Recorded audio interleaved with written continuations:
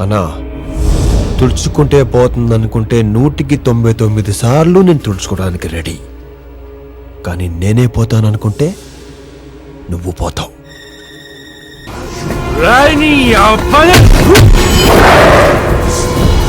రెస్పెక్టా తొక్క. రోడ్డు మీద పెంట తీసుకొని రాసుకోవటం ఇష్టం లేక ఊరుకున్నా. నీకు రెస్పెక్ట్ ఏంట్రా?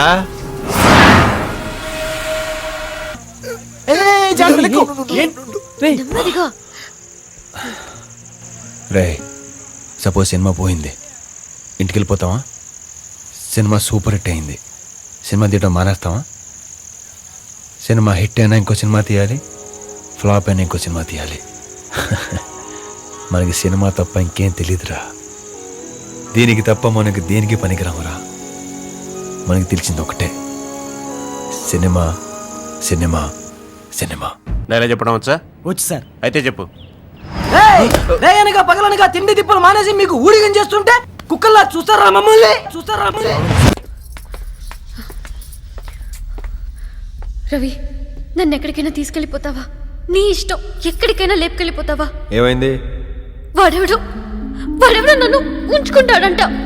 మా బావ నన్ను ఫోర్స్ చేస్తున్నాడు. మనం లేచిపోదాం రవి, ప్లీజ్. ఎక్కడికి వెళ్దాం? నీ ఇష్టం వచ్చిన చోటికి. సరే, నువ్వు నేను మా అమ్మ కలిసి లేచిపోదాం. అమ్మేంటి? నాకు అమ్ముని తెలుసా? ఆ ముసల్దాన్ని వదిలేసి ఎలా వచ్చేస్తాను అనుకున్నావు? అదే కాదు, నాకు గోల్ ఉంది, ఓ కెరీర్ ఉంది. అయినా ఈ మధ్య అందరికీ లేచిపోవడం అనేది కామన్ అయిపోయింది. హతి గతి లేకుండా లేచిపోతే తోల తీరిపోద్ది. రవి, ఏం మాట్లాడుతున్నావు? సంధ్య, అసిస్టెంట్ డైరెక్టర్గా వచ్చే జీతంతో బతకడానికి కష్టంగా ఉంది. ఒక్కోసారి మా అమ్మకి మొత్తం బాడీ స్కాన్ చేయించాలనుకుంటాను, అది కూడా చేసేలేకపోతున్నాను. ఈ లేచిపోవడం పక్కన పెట్టు. అసలు నేను మా ఇంటికి తీసుకెళ్లి నేను పోషించే శక్తి నాకు లేదు. అంత డబ్బు నేను సంపాదించట్లేదు. అది అర్థం కావట్లేదు నీకు. ప్రేమకి డబ్బుకి ముడి పెడతావేంటి నువ్వు? డబ్బుకి ప్రేమ అక్కర్లేదు, కానీ ప్రేమకు మాత్రం డబ్బు కావాలి. డబ్బు ఉంటేనే ప్రేమ బతుకుద్ది. నేను రూపాయి సంపాదించకుండా నీ మూతి నాగుతూ నీ కొంగు పట్టుకుని వెనకనకే తిరుగుతుంటే చూసి నీకే చిరాకేస్తుంది. నువ్వు గమనించావో లేదో, నువ్వు అంటే నాకు ఎంత ఇష్టం ఉన్నా ఎప్పుడు నీకు ఐ లవ్ యూ చెప్పలేదు. చెప్పానా? చెప్పలేదు. నాకే కాదు, అసలు రూపాయి సంపాదించలేని ఏ ఎదవకి ఐ లవ్ యూ చెప్పే అర్హత లేదు. మనకున్న ప్రతి రిలేషన్కి 3 ఇవ్వాల్సి ఉంటుంది: లవ్, మనీ, టైం. వీటిలో ఏ ఒకటి తగ్గినా ఆ రిలేషన్లో ప్రాబ్లం స్టార్ట్ అవుతుంది. ఇప్పుడున్న పరిస్థితుల్లో నా దగ్గర ప్రేమ తప్ప మనీ, టైం రెండూ లేవు. అయినా నువ్వు నా కోసం వెయిట్ చేస్తానంటే చెయ్యి. నీ ఇంట్లో ప్రతి ప్రాబ్లం నువ్వే సాల్వ్ చేసుకో, నన్ను దొబ్బకో.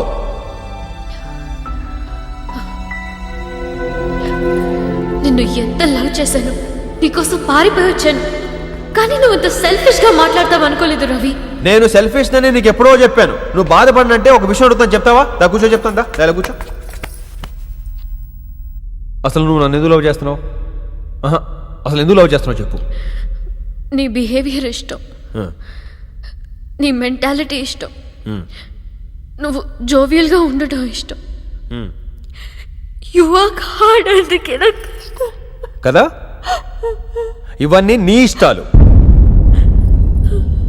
నీ కోసం నీ ఇష్టమైన క్వాలిటీస్ ఉన్నావని నువ్వు ఎత్తుక్కున్నావు. దాన్ని తీసుకెళ్ళి నేను ఇంత లవ్ చేస్తున్నాను, అంత లవ్ చేస్తున్నాను, నాకేదో ఫేవర్ చేసినట్టు మాట్లాడతావేంటే? ప్రపంచంలో ప్రతి ఒక్కరు స్వార్థపరుడే. ఇది ఎవరితోనైనా చెప్తే ఏ నా కొడుకు ఒప్పుకోడు.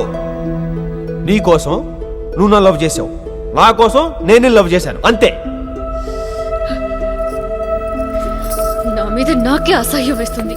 నువ్వే తప్పు చేసావని అసహించుకోవడానికి కావాలంటే నన్ను అసహించుకో. ఇలాంటి ఏదో దొరికాడేంటా అని.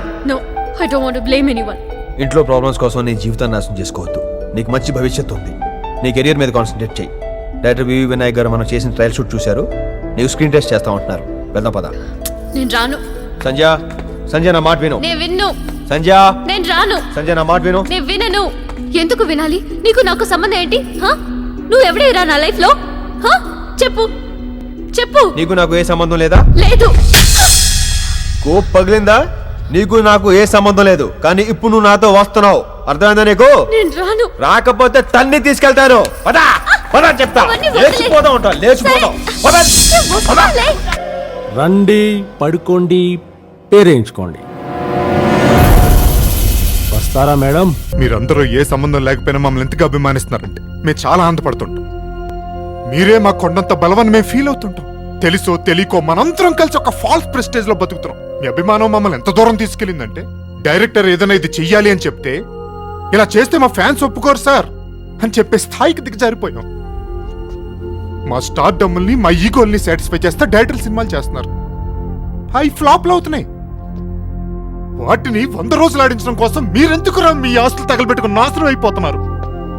సినిమాలు చేస్తున్న మేం బాగానే ఉన్నాం, చూస్తున్న ఆడియన్స్ అందరూ బాగున్నారు. మధ్యలో అభిమానం పేరుతో మీరు నాశనం అయిపోతున్నారు. మీకు సినిమాల మీద అంత ఇంట్రెస్ట్ ఉంటే సినిమా ఇండస్ట్రీకి వచ్చేయండి. అందరూ కలిసి ఏదో పనిచేసిన బతుకుతాం. అంతే తప్ప రికార్డుల కోసం జీవితాలు నాశనం చేసుకోకంటారా ప్లీజ్. మీ పుణ్యం ఉంటుంది. ఇప్పుడు వచ్చే సినిమాలు ఏవి 100 రోజులు ఆడే పరిస్థితుల్లో లేవు. కొన్ని వందల సెంటర్లో అది జరగని పని. రండి, అందులోంచి బయటికి రండి. మేము ఎప్పుడన్నా కనపడితే ఒక షేక్ హ్యాండ్ ఇవ్వండి, ఒక ఆటోగ్రాఫ్ అడగండి, సంతోషిస్తాం. అంతే తప్ప మీ జీవితం నాశనం చేసుకోకండి ప్లీజ్. సినిమా ఇండస్ట్రీ నాశనం అయిపోతుంది. తెలుగు హీరోలో ఎవరూ కష్టపడి పని చేయడం లేదు, బద్ధకం.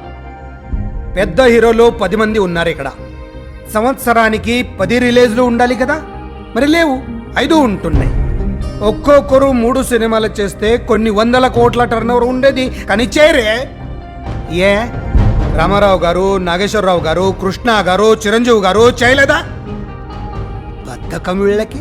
బద్ధకం కాదు సార్, ఆయన అలాగే మాట్లాడతాడు. కథలు ల్యాక్ చేయట్లేదు. కథలు తీసుకురమ్మని చెప్పండి, 3 కాదు, సంవత్సరానికి 4 చేయడానికి కూడా నేను రెడీ. ఎక్కడి నుంచి పట్టరావాలి సార్ కథలు? హీరో ఇంట్రడక్షన్కే 25 మంది నరకాలి, ఇంటర్వెల్కి 50 మంది నరకాలి, మళ్ళీ క్లైమాక్స్లో 100 మంది నరకాలి. ఈ నరకడం కామన్గా పెట్టుకుని కథలు రాయాలి. ఏది చేసినా ఈ మాస్ జనం కోసమేనండి. ఇప్పుడు B centre, C centre audience ఉన్నారు. వాళ్ళకి ఫైట్స్ కావాలి, ఐటమ్ సాంగ్స్ కావాలి. కొత్తగా ఏదైనా సినిమా తీస్తే వాళ్ళు డైజెస్ట్ చేసుకోలేరు. వాళ్ళకు సినిమాలు చూడడం రాదు సార్. ఏటి మాకు సినిమాలు చూడడం రావట్లేదా? మీకు ఏ తీయడం వచ్చని మేము అయ్యే చూస్తాను. ఏటి మేము చూడకుండానే శంకరాభరణం ఆడిందేటి? మమ్మల్ని సి క్లాసు, టేస్ట్ లేదు అన్నం కాదు. మీకు దమ్ముంటే కొత్తగా సినిమా తీయండి. అది కొత్త డైరెక్టర్ గా మీ ఒపీనియన్ ఏంటి?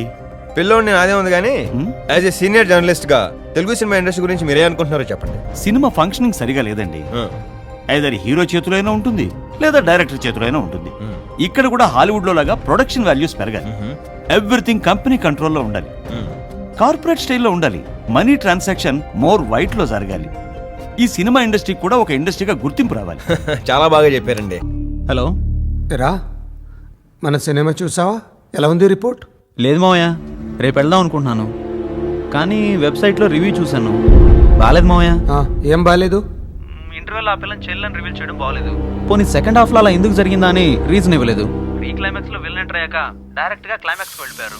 చేజ్ లాంటిది ఏదైనా పెట్టుంటే బాగుండేది. దానికి తోడు ఆలీ కామెడీ తేలిపోయింది.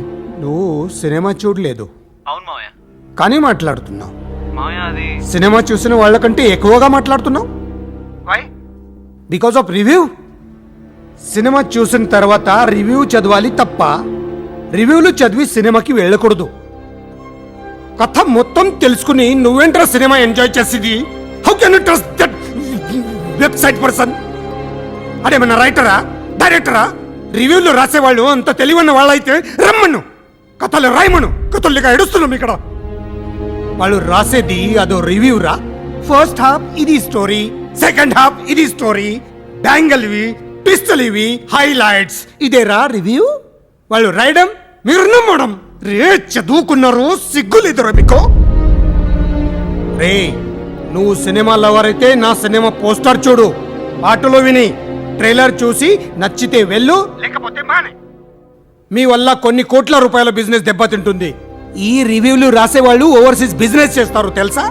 మా సినిమా వాళ్ళకి ఇస్తే రేటింగ్ ఒకలా ఉంటుంది, ఇవ్వకపోతే ఇంకోలా ఉంటుంది. మా దగ్గర డబ్బులు తీసుకుని రేటింగ్ ఇస్తారు తెలుసా మీకు?